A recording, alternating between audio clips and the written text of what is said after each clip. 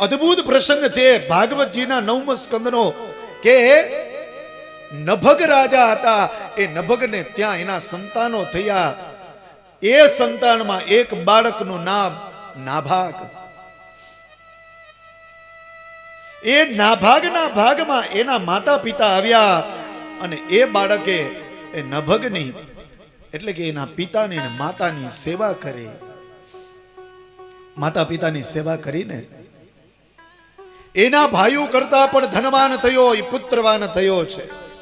તો મા બાપની સેવા કરીએ ને સાહેબ તો ઘણું બધું મને ને તમને પ્રાપ્ત થાય છે. પણ અત્યારનો સમય એવો આવ્યો છે કે બાળકો એના માતા પિતાને મારતા હોય છે, એના બાપને મારે, એની માતાને મારતા હોય.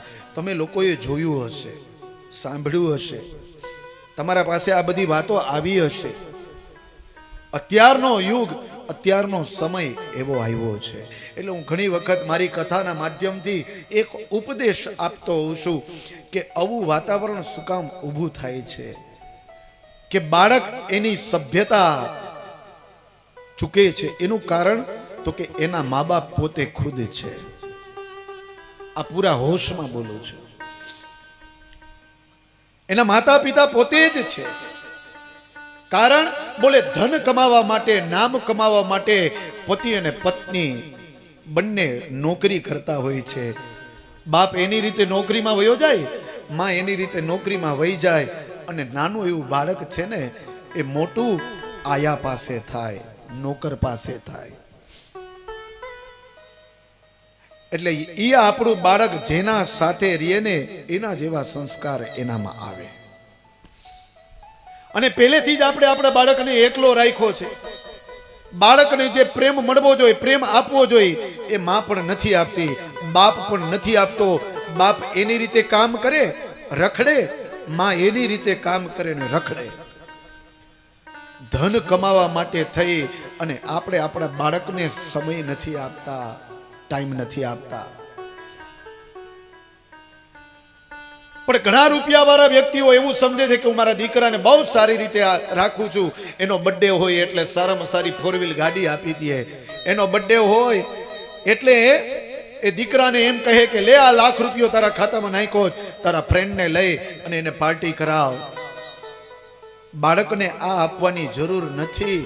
એને સમય આપો. તમે તમારા બાળકને જો તમે સમય આપ્યો હશે ને તો એ મોટો થઈને કદાચ કરોડો રૂપિયા કમાતો હશે ને તો એ તમને સમય આપશે જ્યારે તમારું વૃદ્ધાપણું આવશે ને ત્યારે. પણ મા બાપ સમય નથી આપતા એટલે સમય જતા એ બાળક પણ તમને સમય નથી આપતો. જેમ તમે આયા રાખીને બાળકનો ઉછેર કરો ને એમ એ આયા રાખીને તમારો પછી જે વૃદ્ધાપણું છે ને એનો ઉછેર કરે છે.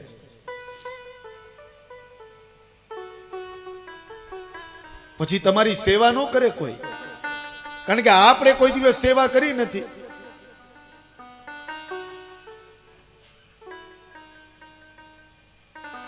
મેં તો એવું ઘણી બધી જગ્યાએ જોયું છે. કદાચ અવિવેક થાય તો મને માફ કરજો મારા વાલા, પણ તમે બધા મારા વડીલો છો. આ બધી મારી માતાઓ બહેનો છે. કોઈ અવિવેક થાય તો માફ કરજો, પણ અત્યારની માતાઓને પોતાનું નાનું એવું બાળક છે ને એને તેડવામાં શરમ લાગે છે. ક્યાંય બારે ફરવા હરવા જાય ને તો એની નોકરાણી છે તેડીને નીકળી હોય. અત્યારનો સમય, અત્યારનો યુગ આવો આવ્યો છે. તો જે વ્યક્તિ પોતાના માતા પિતાની સેવા કરે છે ને સાહેબ એનો બેડો પાર થઈ જાય છે. ટૂંકમાં કહું તો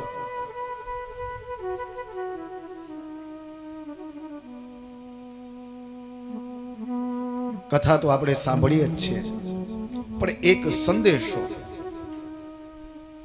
સંદેશો માનો તો સંદેશો, આજ્ઞા માનો તો આજ્ઞા. માતા પિતાનું ધ્યાન રાખજો સાહેબ. ભલે તમે દૂર રહેતા હો પણ તમારું ધ્યાન ત્યાં એના પાસે હોવું જોઈએ.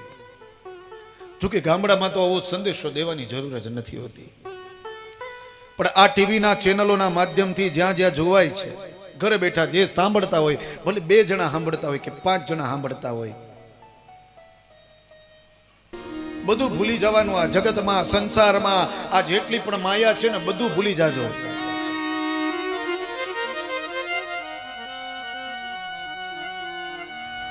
અવિવેક થાય તો માફ કરજો. લગ્ન કર્યા પછી કદાચ આપણી પત્ની આપણા મા બાપને છોડવાની વાત કરે ને તો એ પત્નીને છોડી દેજો સાહેબ, મા બાપને ન છોડતા.